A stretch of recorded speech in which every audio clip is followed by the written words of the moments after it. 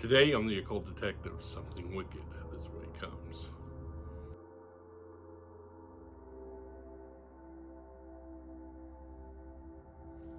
September is looming. We're at the tail end of August, and so we're heading into spooky season. Now, we have a couple of weeks of Sumerian September to get to beforehand, but why not get things started with a Gothic romance book haul? And I've got a couple other things to show off as well. But let's start with them. I made a little trip to my favorite book warehouse and picked up some real gems. We have a Candlelight Romance, Key to the Past by Marianne Young. Love that cover. Jane Whitehead's The House on the Hill. That is extremely evocative.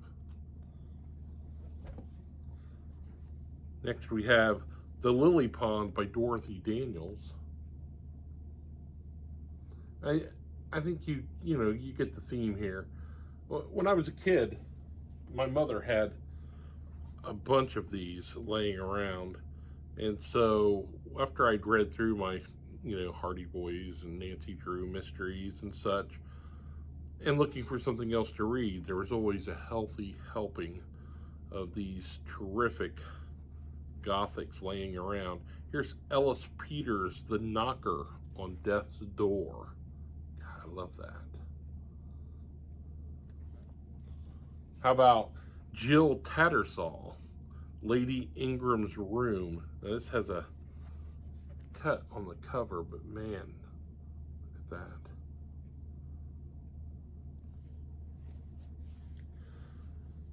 Mary Roberts Reinhardt, a classic of the genre. This is listed as a novel of romance and suspense. The Swimming Pool.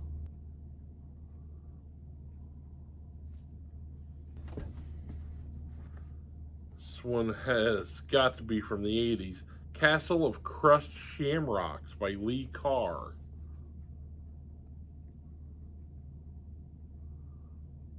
Vibrant colors on that. How about Doomed to Hate by Gene Bowman? Too bad about that little glitch there on the cover, because I really like that. And I saved the best of this lot for last. The Boston Herald Traveler says, suspense, adventure, romance, and terror in a gripping story of black magic and the occult. Barbara Michaels, Prince of Darkness. I mean, Peter Stewart's appearance in the small but wealthy Maryland town of Middleburg caused something of a stir among the fashionable citizens. They did not care for outsiders. There was something very eerie about the whole town. For a while, Peter thought he was imagining things. Then he found a weird-looking crucifix in his bureau, and later, a voodoo doll, a doll with his face.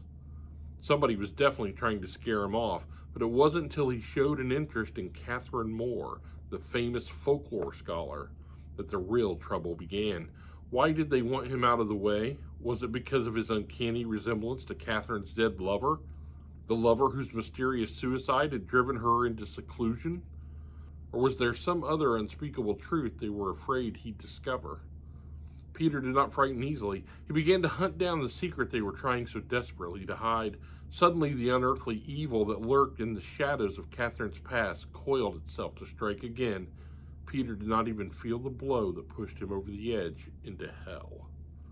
Full of witches, sabbats, human sacrifices, and devil worship, beautifully told with enough excitement to keep you glued to the page, says Book Press. Yeah, like I'm not going to read that.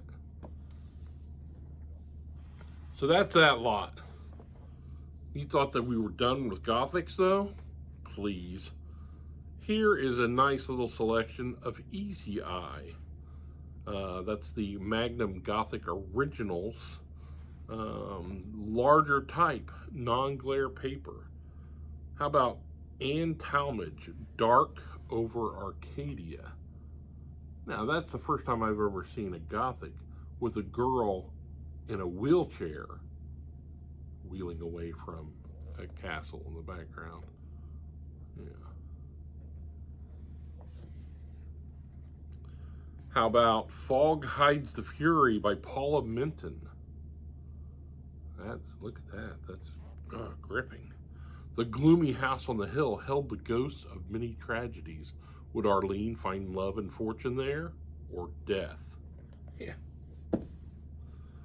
How about Climb the Dark Mountain by Julie Wellesley? That's very romantic. She's going out on the town, it looks like. It's quite the dinner dress. How about Riverwood?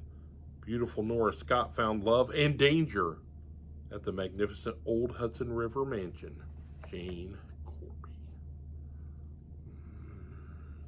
I saved the best of these for last as well. The Witch Tree by Elida Belknap Long. The faithful keep Joan Rondon safe from harm, safe for the fires of hell. That's great. Look at that cover. My goodness. And the back is kind of nice and creepy too. Yeah. Mark of the Devil. Larger type, non-glare paper. I mean, look. You can read that all day long. Eyes never get tired. So, there's got to be more than just that, right? So, there was a couple other books that I thought you might find interesting that I brought home. The first being Strange Phenomena. This is by Peter Hinshaw, and it is lavishly illustrated. It's like one of those, sort of like a Time Life book, you know, just full of all kinds of strange goings on. High strangeness, if you will. But yeah, I thought, you know, this would be fun just from a paranormal perspective.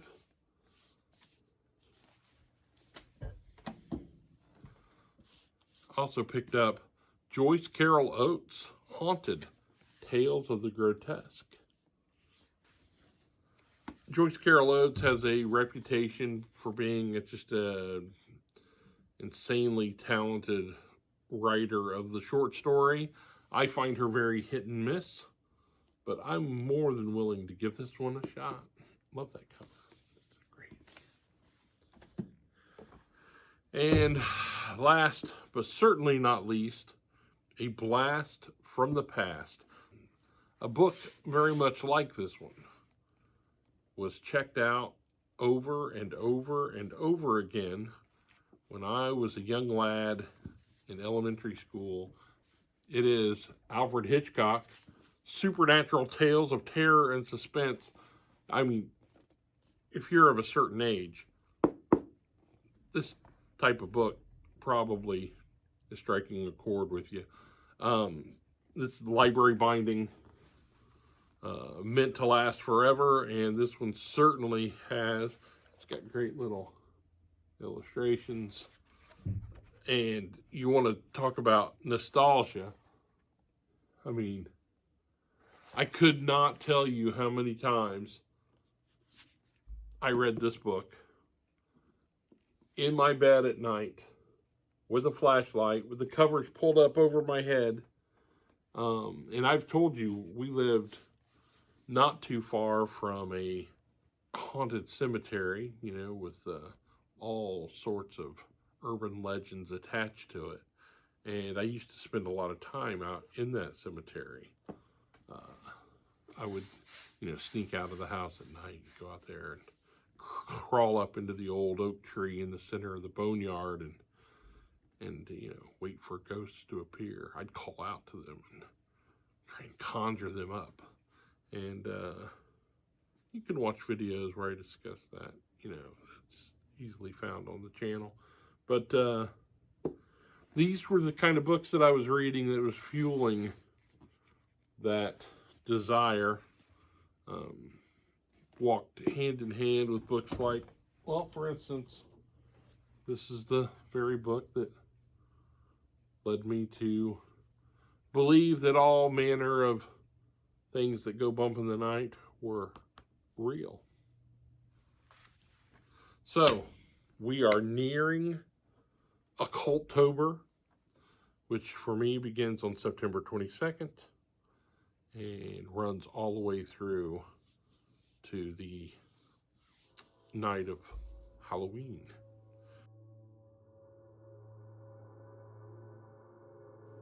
Many of these Gothics will be on my reading list.